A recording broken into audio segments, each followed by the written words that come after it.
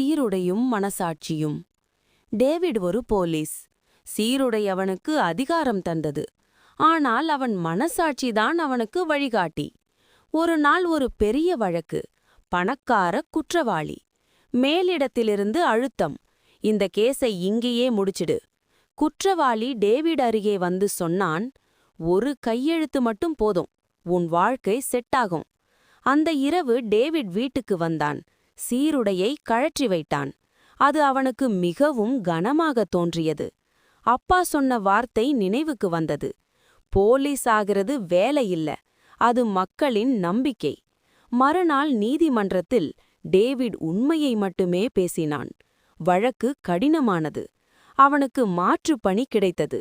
பல வருடங்கள் கழித்து அதே வழக்கில் உண்மை முழுமையாக வெளிச்சத்துக்கு வந்தது. அன்று அவன் இழந்த பதவி இன்று அவனுக்கு கிடைத்த மரியாதையாக மாறியது.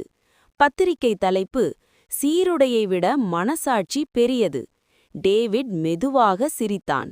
அவனின் சீருடை இப்போது இலகுவாக இருந்தது. தத்துவம்: அதிகாரம் உயர்த்தாது, மனசாட்சியும் நேர்மையும் தான் மனிதனை உயர்த்தும். இதைப்போல கதைகளை பார்க்க வேண்டுமென்றால் சேனலை சப்ஸ்கிரைப் பண்ணுங்க.